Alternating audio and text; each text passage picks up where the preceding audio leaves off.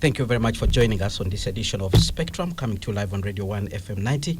My name is Kenneth Lukwago Anderson, your host. Today we'll be continuing with a spotlight on the ongoing discussion about the coffee subsector, but we'll be looking at the politics therein. Well, the government has accused a section of MPs of politicizing the issue.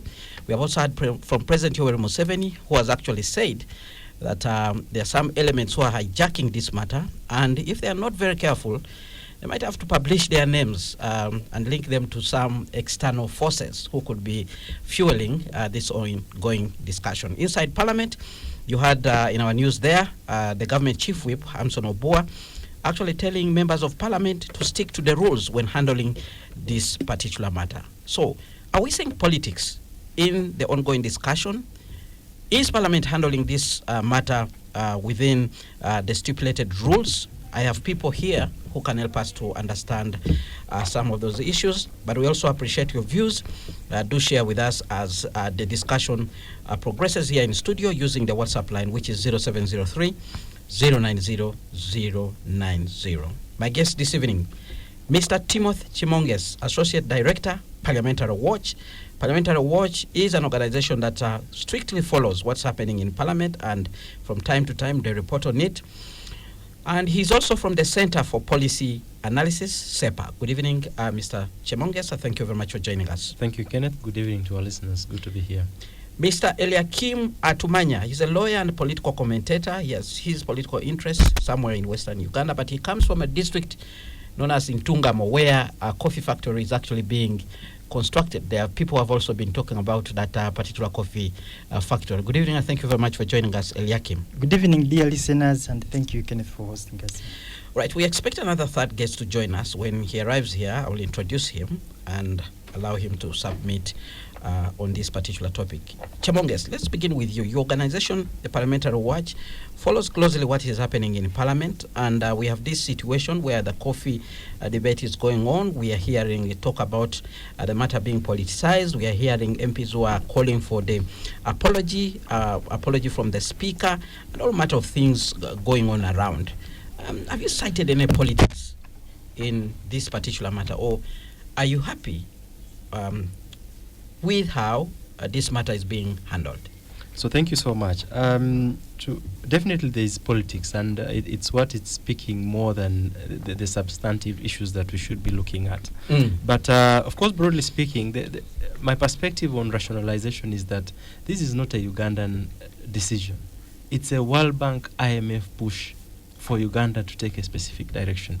There are a bit of positive sentiments are surrounding it, and that partly could be the huge wage bill that the government is grappling with. So you have a big and much chunk of what government should be taking to development actually going into wages and paying salaries here and there. And so you find that looking at the determination, the push by government to have these processes go through, yes, there could be a move, yes, by government to push, but from a very strategic angle, you see the World Bank, you see IMF pushing for this specific agenda. Secondly, in light of UCDA, if you look at the concept behind rationalization, among many other beautiful things, is to really manage the expenditure on wages, to save a bit of resources that go into payment of some of these entities. But UCDA is a bit special on a number of reasons. The first is that UCDA actually brings money to the consolidated fund, and a lot of money to that perspective. So there's a lot of money that it's bringing. And so even if it was to say it's going to spend 1% of what is being brought on board, it's a political decision. Secondly, coffee, again, looking at the role of coffee within our economy and what is contributing, the stakeholders are rightly to respond in a manner that they are responding. The undermancy and the nature of how government is handling this matter is very unfortunate, but of course it's informed by the interest that it's pushing. And so you want to look at Parliament as an agent, really, of the government of the day, and they are trying to push this by hook or crook, and it must go through. And that's why you see that there are a lot of emotions arising from this process, and even the remarks by the speaker. Of course, it seems to be shadowing the real substantive issues. And now we take the direction of the tribal lines. But ultimately, I think that the executive must be able to listen to the people. Which comments of the speaker are you talking about? The official position from Parliament is that was AI, artificial intelligence. Some people try to use artificial intelligence to create an impression that the speaker had actually uttered those words. So Ken, first of all, I'm very disappointed with how Parliament handles the public relations of Parliament. Because you see, the institution of Parliament, beyond the mandate it executes, it holds a very special position in our democratic dispensation. And so matters to do with public relations must be handled in the best way possible. Dismissing and how the public relations is handling this thing is a bit not right. So the professionals in the IT sector and those that are in the technology world have actually confirmed that there was nothing to do with AI there.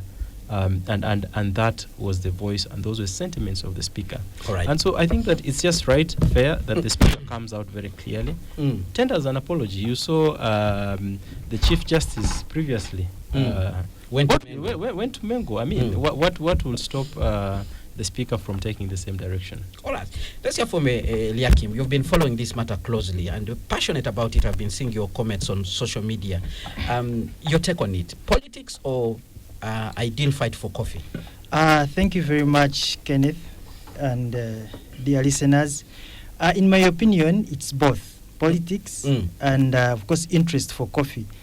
Now, I'm going to speak in the perspective of farmers because I was in the village recently, so everyone was talking about coffee. Why are they taking our coffee? You can imagine how the farmers are looking at it. Why are they taking our coffee? Where are they taking it? So in that line, you cannot, people have interest in their coffee. Like if you look at Ugandans, most of them are coffee farmers, most of them. So, and it's at the time when the prices of coffee are high. Because if you look at how much is a kilo of coffee, then, most people are growing coffee now. This is the time when most people are growing coffee. When you go to my home district, people are planting coffee day and night. So people have much interest in coffee. So if they hear anything that is going to affect coffee or any talk about coffee that they're not understanding, they are right to resent or to make noise. Now, when it comes to politics, of course, now the law is enacted in a parliament of Uganda. So if the parliamentarians fail to agree and they start discussing it, then it's going to spill over to the public and people will pick interest in it. So politics are in because the parliamentarians who are discussing the bill, they are elected, they are politicians. So the moment they don't agree or there's a disagreement, it will become political, and this is something that is of national interest. Everyone is interested to hear what is happening in coffee. Now, the challenge that is there is the farmers are not well sensitized to understand what are the implications. Why is it being transferred to Ministry of Agriculture? What has happened? So if the farmers don't understand why the nitty-gritties of why the UCDA is being dissolved and the functions are transferred to the Ministry of Agriculture, and the farmers have their reservations with the Ministry of Agriculture on how it has been operating, the other projects it has handled, and how their projects have been handled. So then the farmers, if they hear the coffee is being taken to the Ministry of Agriculture, that's the information they are getting from politicians. So would you suggest that the parliament needs to go down to the people and consult them even before they proceed with the bill? This is the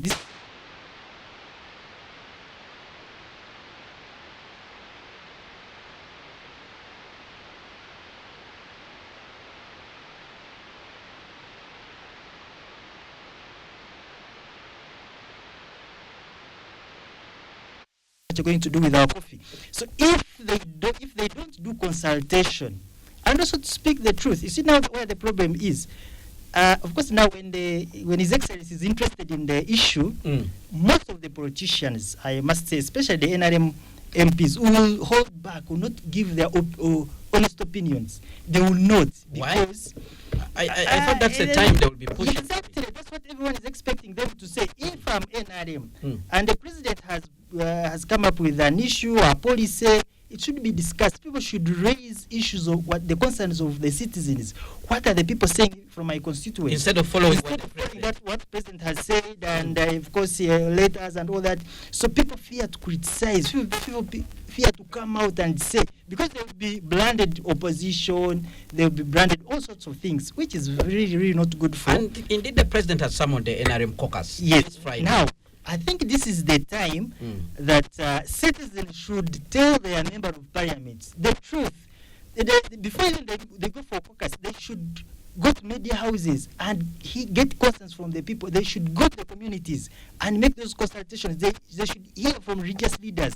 What are religious leaders saying? What are the community leaders saying about coffee? Because last time when I was in the village, everyone was concerned about coffee. Everyone was resenting the bill. Like, you're taking coffee to the Minister of Agriculture. Why? We have issues with the Minister of Agriculture. We don't even see the extension workers here coming to monitor a few programs that are in place. So that's in Ntungamo. That's in Ntungamo.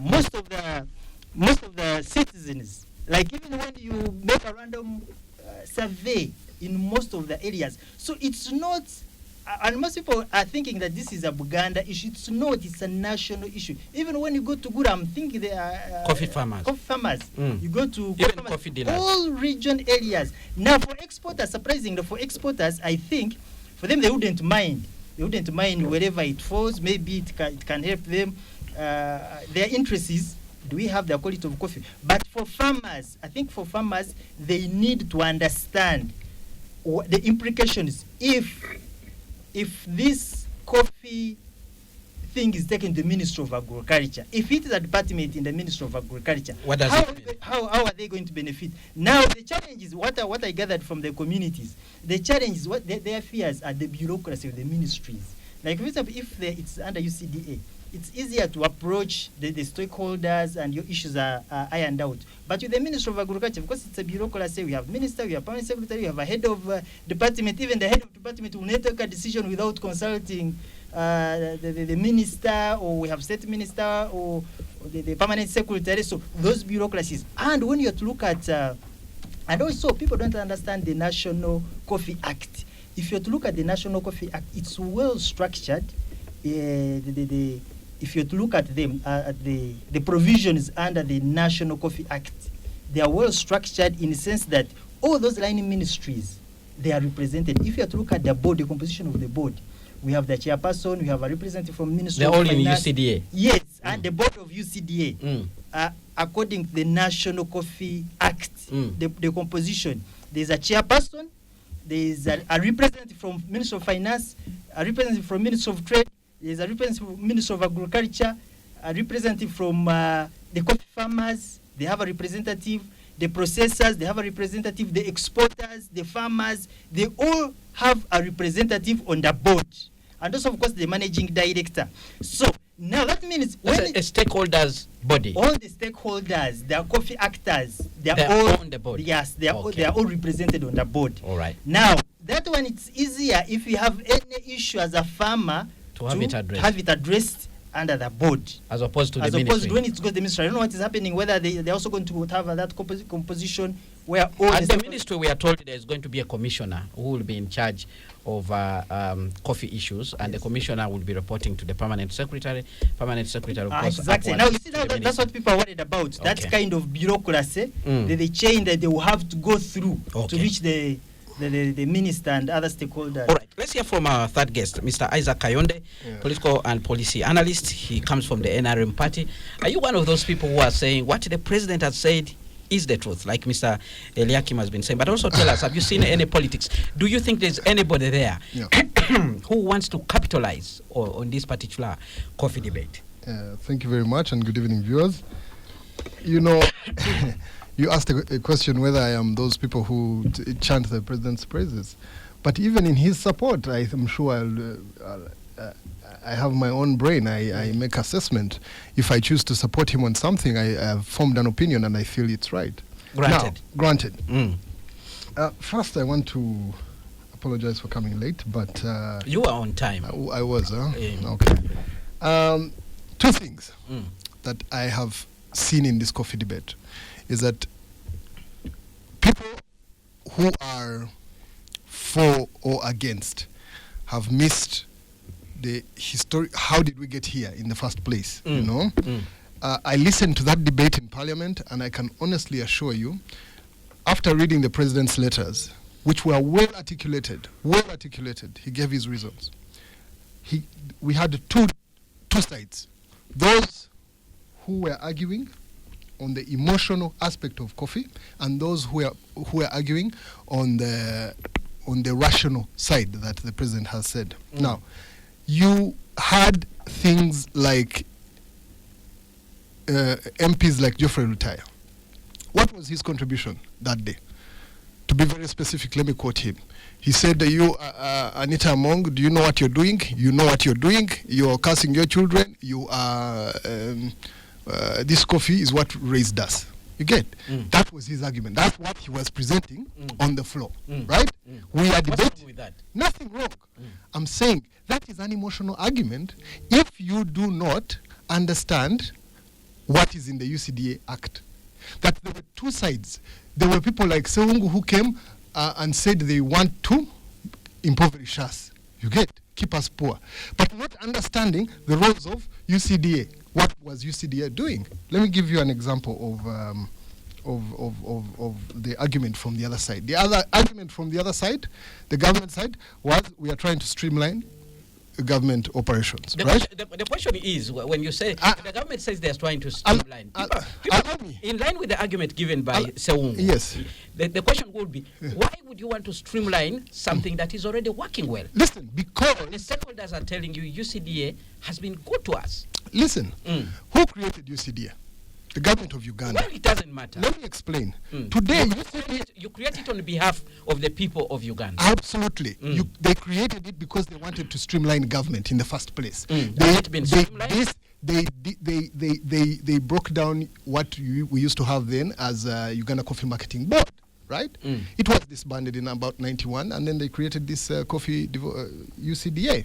Now, let's not go back into that history. Coffee Development Authority. Development. Yes, I want to explain that. You see, what have been its roles vis-a-vis the farmer, right? What doesn't UCDA? UCDA does not set prices of coffee. It doesn't. It doesn't. Thank you. So, what is the farmer interested in? The price of coffee. UCDA doesn't do that. Two, UCDA is supposed to promote coffee, right? How does it do it? By encouraging or supplying seedlings, right? Guess what? OWC has been giving seedlings, right? NADS has been giving extension services. You see, I'm just giving you, I do agree with you. I agree with your argument. My argument here is, let us look at the role of UCDA and what government is suggesting. If that's the mandate that UCDA was given, yes, which includes giving farmers critical information about what they should what plant, I'm saying, standards, you're trying to avoid all those. Allow me. Which wealth creation does not. Allow me. Bring my point. What else does it do? It licenses exporters, right? How does that affect the farmer? You get it? It does. Can't anybody in Ministry of Education give that license? I mean, Ministry of Agriculture give that license? Let me read for you what the amendments were. Maybe then we shall understand. Nobody is killing UCDA's functions. They are simply realigning an organization. Let me read for you verbatim. The National Coffee Bill 2024. I think there is a clause 3. Purpose of the amendment of Act 17 of 2021. The purpose amendment of the National Coffee Act is to, 1, mainstream the functions of Coffee Development Authority into the ministry responsible for agriculture. Mainstream the functions. All the functions of UCDA shall be performed by ministry. Not one is going away. All right. Please allow me just You have to land. yeah, very quickly. So for me, it's a thing of government has said, look, we want to do away with things like boards and everything. This is an omnibus restructure. It is not only UCDA that's going. The people in the West have their development association is going. UNRWA is going. All these other organizations that are going back to their parent ministries. The idea that they are targeting your coffee in an organization where the president was appointing the ED, the minister was appointing the board, the employees are being chosen. It is purely it's a thing of structuring government. All right. What I remember when the government was proposing this rationalization process, they actually said what is working well will be saved and what is costly to the taxpayer will be disbanded because of duplications and things like that. Very quickly, Chemonges, do you agree with the argument that has been put forward by Mr. Kayonde? No, Or the government itself? No, Mr. Kayonde really is politically correct. Politically correct. But my concern is what mischief are we trying to address in this case? Because you see, UCDA as it stands now, it has been able to generate quite substantial revenue to the country. Do you know how much? That's actually 82 point something billion. Yes. Actually, if you look at if you look at the amount of money we've been getting in from the sale coffee, it's over 1.900 something billion. 900 That's what we million. have had. That's what it was reported in Parliament. Absolutely. yesterday. But in the last financial year, The president's statement said $900 million. Yes. absolutely. Yeah. But in the last financial year, UCDA specifically actually contributed to 82.1 billion shillings. In the grand scheme of things. Just a minute. Yeah. So the concept is, what are we addressing? Again, I've had a chance to look at a write-up by Dr. Ezra Seruma, which came out today. Yeah, absolutely.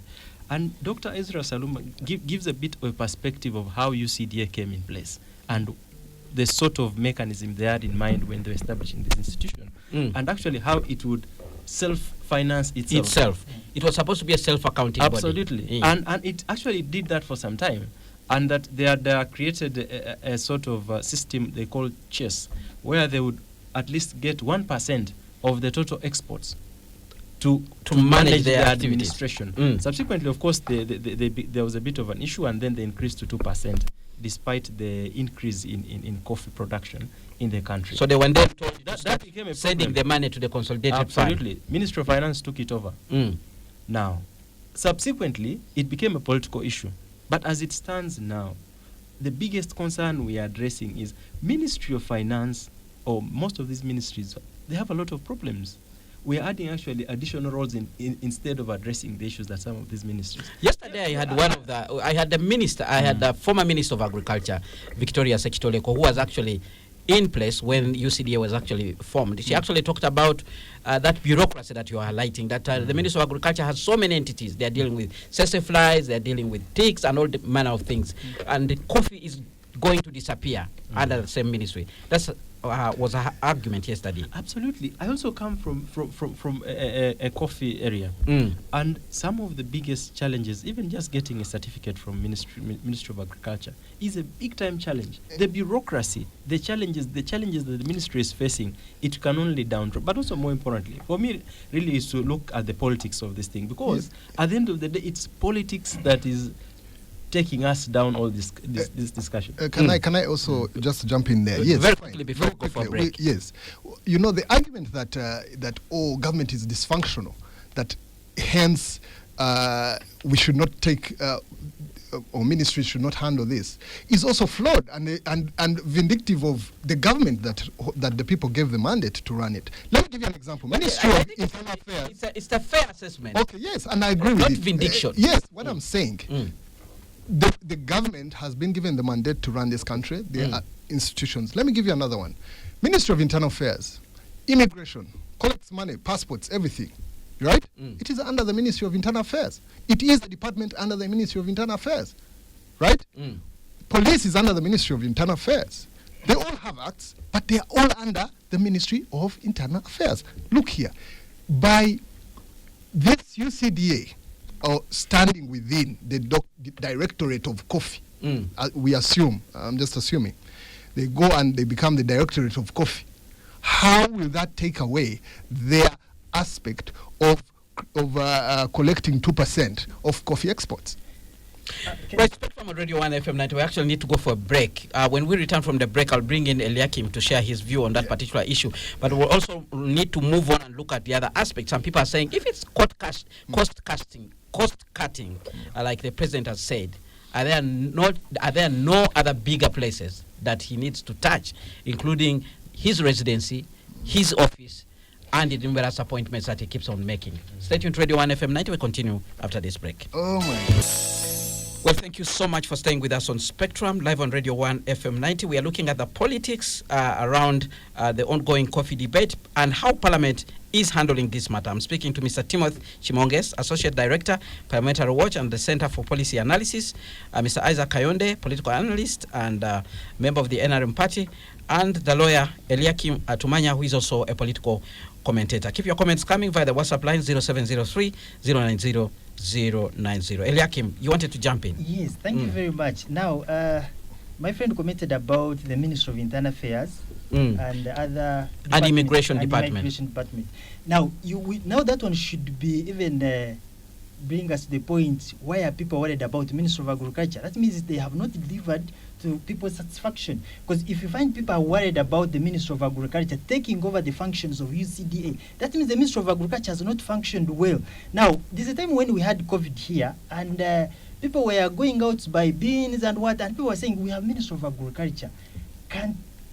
They don't have something they need to ensure that there's stable food supply in the community. Now, also, when the president came in and started creating other like OW, like point of information. Let him conclude. I'll give you it's because maybe he looked at the inefficiency in the Ministry of Agriculture. But if the Ministry of Agriculture was functioning very well, I think there would not be any worry from the public to be worried about the Ministry of Agriculture taking over the functions of UCDA. And also, if you are to move into the villages and ask them how often do those extension workers, they represented from Ministry of Agriculture, visit the farmers, or the project that Ministry of Agriculture has started and it is successful, then people would even be happy to understand that Ministry of Agriculture is taking over UCDA because it is a well-functioning ministry and it is well streamlined. But when you find people are worried, that means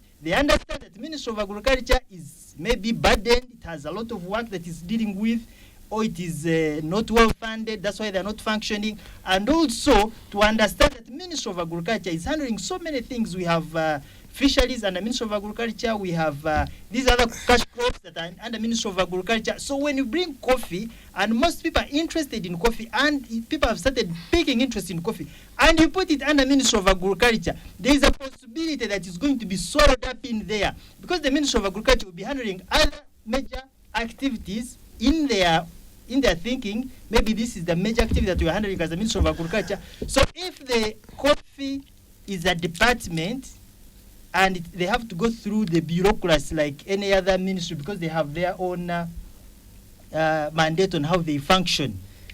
Going through the permanent secretary, the minister, to get approval, and now here, we are dealing with business people. The business people, they don't have to wait for you because we all know how the ministries work. They come to work at 9, lunchtime they have to go off. Now we have an exporter here looking for a license. He has no much time to wait. Then we have we have those government officials. For them, they get the salary at the end of the month. So they have that kind of arrangement they work with. So they are slow. They are slow. They come to work at, let me finish it. Let me finish my point. They appear on work at maybe 9. Then they have lunchtime. You know how they do their work. And here we have an exporter, we have a business person who wants license. How sure are you that has not been happening in UCDA? Now, exactly. If the exporters were complaining about UCDA, if they have been complaining, then there wouldn't be a problem. But if the exporters speak for itself. If the exporters are not complaining, farmers are not complaining against UCDA. He's talking about complaints, right? During COVID, the cheerleader of bashing UCDA was Robert Kabushenga. He bashed Mr. Iyamulemye, the head, right, and claimed the incompetence and everything, and talked about how he has never seen a UCDA official and everything. Look here, the roles that UCDA has been playing are not going to go away, right? They are being transferred to the Ministry of Agriculture. You talked about the efficiency and service of Ministry of Agriculture, that people are not feeling it. For goodness sake, this ministry has been stripped bare. It was not handling milk. Dairy authority was there. Cotton authority is there. Coffee is there. Now the only thing which was left maybe was tea, which was NADS was buying seedlings through it. Look here, what we are saying is that streamline. These are the vestiges of the structural adjustment program that happened in the 90s. That these issues of creating authorities, because the public service was poorly remunerated, now the government is saying, let's take back these institutions, pay the public servants well to deliver on their mandate. Why would that not make sense to anybody, given the fact that the farmer today and his interaction with UCDA has been very minimal? And I've told you, no farmer needs permission from UCDA to sell their coffee. All right. You talked about Kabishenga being one of those people who was actually bashing UCDA, but he seems to be asking the government to actually go slow on this issue. I'm looking at a pinned up post on his social media handle on X. He actually says, conduct public hearings about the coffee bill, especially in coffee growing areas. This is what was done for controversial legislation in the past. In fact, MPs were given extra money over and above their pay to consult their voters. If we can spend a fortune on regional sittings for parliament, surely this is an issue on which public consultation is important. It is progressive way to handle this. Bad-tempered political exchanges will take us nowhere. Absolutely. What does that tell you? I agree with him. One of the biggest challenge, and again and I've said it here before, we have a government which has a trust deficit. People do not trust government. Now, whatever they say or do is always carried with this air of suspicion. But I can tell you, the opposition actually pledged this in the campaign. They said, look, when we take power, we are going to streamline government. We are going to close authorities. This was their promise, right? For me, for government to say, okay, yes, you made the promise, we are going to act on this. Actually, to be fair to the opposition, what we had, we had them talking about RDCs, a large cabinet, the size of parliament, presidential advisors, and the like. And that takes us in. Let me go on with my point. My thing is this. Look here. Whichever way we look at it, we have agreed that government is bloated. Today we have, for example, he was talking about Ministry of Agriculture, we have an authority for warehousing. We have an authority for gambling. We have an authority for microfinance. Look here, we are saying, let's give an example. But the question is, who created them in the first place? Exactly. What we are saying. Where were they? The same parliament. Parliament. And no, not the same parliament. The bills to create those institutions are originated by cabinet. No, look here. That's the process. You need to understand also, these bills are processed. That even if government brings a bill, if it's not approved by parliament, it will not go through. But that's the kind of situation we are seeing now. So if government has realized we are making mistakes, it should not do anything about it. All right. Let's move on, Chemoges. The debate that is going on also, people are asking questions that if President Yoweri Museveni is actually serious about cost cutting, has he touched the right place? What is your view? I think that, politics as it is today seems to have, outweighed most of this discussion. Yes. And there are definite concerns that Ugandans are raising, and that this must be listened to. Partly because of we don't want to take risks on the livelihoods of the citizens, especially understanding that a bigger chunk of the people directly benefit from this process. And these are largely the humble people. And so the decision to take a gamble on a critical product such as coffee is very critical. Two is that you have very influential and very critical stakeholders raising concerns, including the Uganda Kingdom. And so any attempts to dismiss this should be, and this is not to say that they're dismissing, the question is that we should take the discussion as serious as possible. The the move on rationalizing or reducing the number of the administrative units, including the members of parliament, the ministers, and all these other categories of people, this is it's a long overdue discussion. Unfortunately, given the fact that it serves the political establishment of the day, definitely it will. Most of these actions are informed on the interests that are at place. If we decided to say we are going to reduce the number of members of parliament, the ministers, and all these categories of people, it will go a long way in ensuring that we reduce this wage bill. And so I think it's a selective, it is a selective approach in determining what entity is rationalized, what entity is reduced, and ultimately I think it's the political perspective of the day. And of course I agree that we ought to go ahead and reduce some of these positions. All right. Very quickly, Eliakim, is the government focusing on the right place when you look at this rationalization? I think rationalization is good, but the timing to merge or dissolve the UCDA is bad timing, in the sense that it's at the time when people have picked interest in coffee, and for them, as farmers, they understand that UCDA is the body or authority that has helped them to reach where they are as good farmers. How? Now, why I'm saying that because now if the farmers just no, elaborate if the farmers for me the interaction between a farmer and UCDA.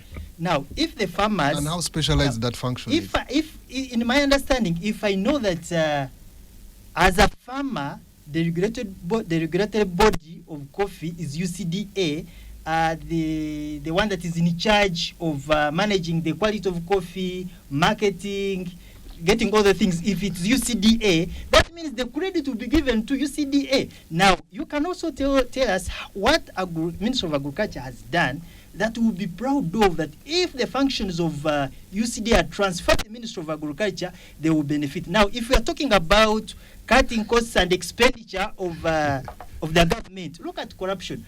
Most of the money that is, like if we are looking at the things to touch to reduce government expenditure, if they can concentrate on corruption, say that now most of the money that is that we're missing or being misused are through corruption. If they can say the president, and president can do it, if the president can put much emphasis on corruption and say let's cross this gap on corruption so that we don't lose a lot of money in corruption. Now, for UCDA, why I'm advocating for UCDA to remain? Because where we have reached, because if you have to look at the statistics, and it's there that UCDA has transformed coffee, it has increased on exports compared to previous years. We are not talking about Ministry of Agriculture, they're saying UCDA has done ABCD. And even if you look at the performance of coffee, the Ministry of Agriculture even acknowledges that. Now, even when you look at the composition, as I already said about the UCDA, among the functions of UCDA are to perform as the minister directs. So even the minister can still direct UCDA from where it is. Right. And also, the Ministry of Agriculture is the supervisor of the UCDA. So if it remains as it is, so the ministry can still be in charge and take control, other than taking the functions to the ministry to cripple, because the people's fears are. We need to get the feedback. We need to get the feedback from people. Quick one before. We need to get the feedback from people, and I don't want you to respond to him on UCDA because we left that position. Okay, we left it. Let's move on. Yeah. Have we done enough in terms of rationalization? What would you tell people who are saying that one president needs to reduce the size of cabinet, presidential advisors? Some people are actually saying he never gets to meet some of those. Yeah. He has RDCs, deputy RDCs, now assistant RDCs. You have this all big layer of government operatives who some people actually say are not doing anything, adding value compared to what UCDA has been doing. Okay, fine. First and foremost, I mean, that's his prerogative. He's the president. He does these things. What I'm saying is this, that people need to understand the genesis of this rationalization. People are looking at it, Emwani, now they're attacking our coffee and everything. This started in 2017 with a letter from the president. He wrote a letter. It was Kisanja Hakuna Mchezo. He wrote a letter and said, we need to rationalize after an audit where the Auditor General said we were losing 2.2 trillion in parastatals, right? The president writes a letter and says rationalize. Once he wrote that letter, it went to parliament. A committee, a select committee, was chosen by the speaker then, I think Kadaga, and appointed Solomon Selwani to head that task of rationalizing government bodies. It has taken 7 years, over 7 years, no, actually more, from 2017 to today, 7 years for even one single agency to be rationalized. No, why?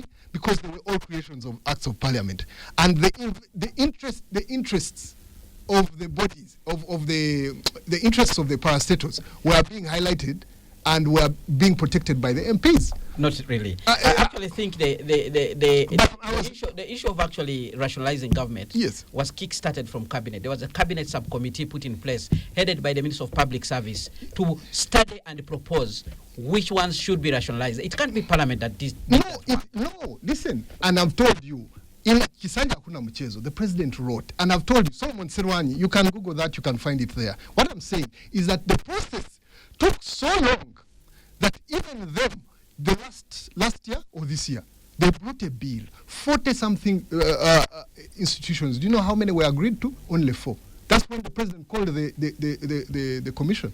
When they were arresting... Who brought the bill?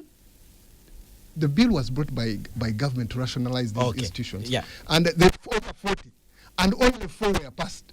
And when they were arresting Sise Namoju and the rest for asking for a bribe from the Human Rights Commission, part of that whole list, and I think the president gave a talk, a tweet or something around it, was that these parastatals, MPs were asking for bribes from parastatals not to be merged. Are you suggesting that UCDA gave money to... No, I'm not suggesting that. No, I'm not suggesting that. I'm just saying. Get feedback from the listener.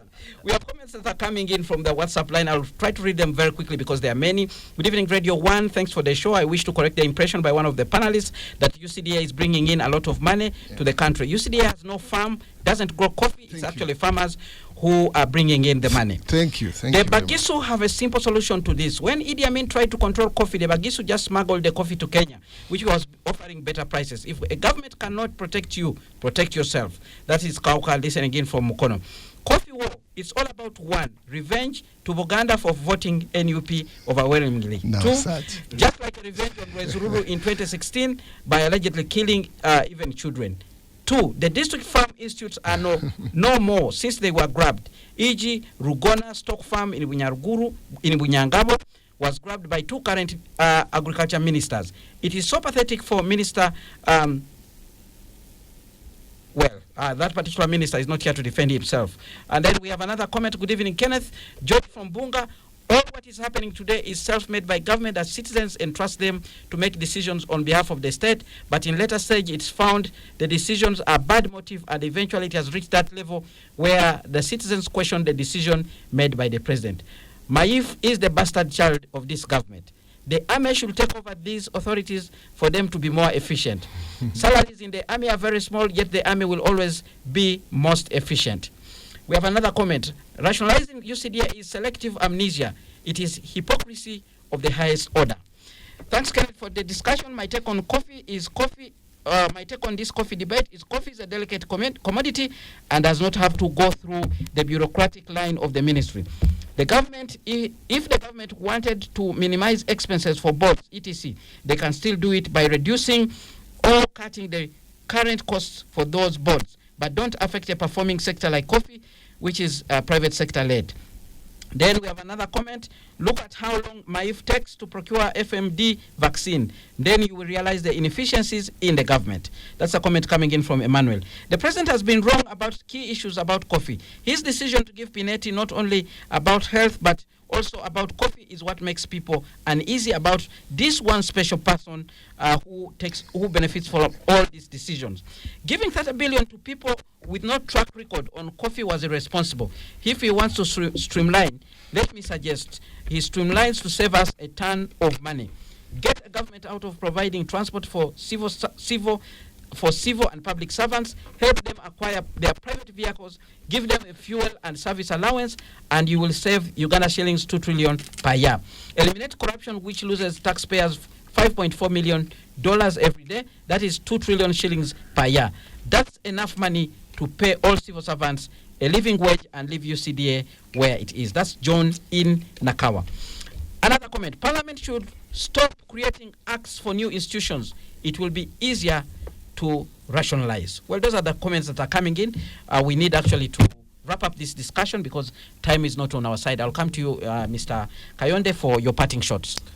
Well, for my parting shots, I implore the government to sensitize and do a little more sensitization of the people, explain to them the roles of UCDA and how they are going to be affected. As far as the act is concerned, there are no roles which are going to go. That said, the people who are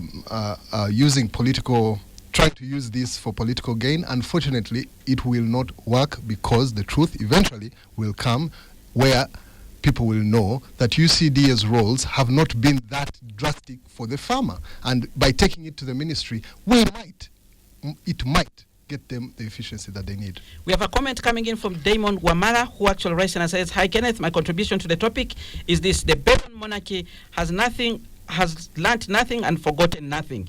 It is important to know that the government is rushing to do this rationalization, and we are going to come back at a certain point. We are going to see them again relaunching these authorities because they are going to say again they made a mistake and it was out of emotions that they did it. I think the cuts need to be in other places, and those need to be prioritized first, because when we go to authorities, the authorities are reaching down to the real people compared to other services." Chemonges. So thank you so much. Listening to the people that are listening to the show, you get a feeling that there are definite concerns, whether right or otherwise. These are valid concerns that the people are raising, and we should demand that we listen to each other, which is the paramount thing. And government should be able to, this attitude that government presents that it is either our way or the highway should not be a thing that we look. And last, maybe, of course, for me is to government is to really listen to the people. Ultimately, the people know where they want to go, but also their views should contribute to this policy making process. The other is, of course, Kayonde, maybe in light of what Kayonde suggests, that how has UCDA contributed to the farmer? Because we must also look at it as an ecosystem, that there are roles that these institutions play, including being able, the question of quality, the question of pushing for the prices of this coffee in the international market, providing very clear mechanism of operation, the certificates, and more importantly, I think, is to address the question of bureaucracy. For me, I still don't see a mischief that is being addressed. We could actually revert to the previous mechanism where UCDA itself could refinance itself a bit of some percentage coming from the exports, and to manage the administrative costs ultimately, because we are not. If one of the roles of rationalization is to manage and to reduce the wage bill, and there is no wage bill that UCDA is actually contributing, why should we be closing this institution? No, nobody is closing any function. They are closing the institution. If you have an organization which has a board appointed this and all that, they are saying, look, all these functions can be performed by a department in the ministry, and there is no harm in doing it. Nobody is saying licenses won't be provided and everything that you're saying. Yeah. Go ahead. Thank you very much.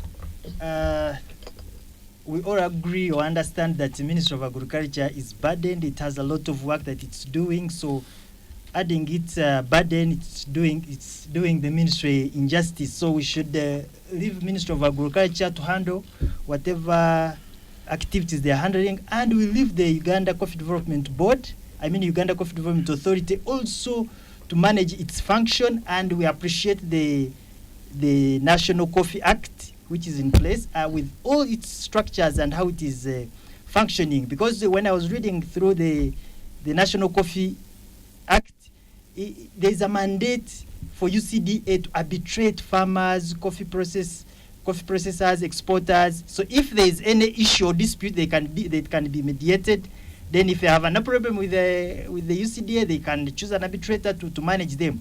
But I'm looking at when it goes to the ministry, the bureaucracy will be high, and also getting the license, registering the coffee farmers, all that, because you have seen the Ministry of Agriculture has a lot of things to deal with.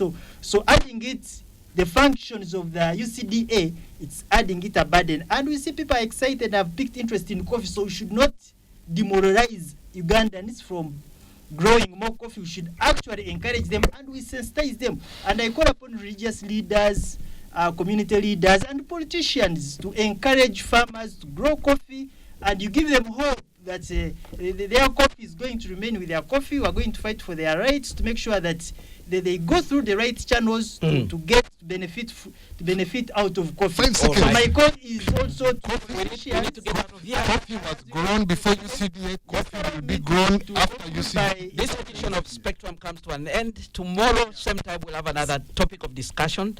Stay tuned to Radio 1 FM 90 because we have the news in English coming right away. After that, we'll have the Salt Wind with BB Junior. From me and the team here in studio, we wish you a good night.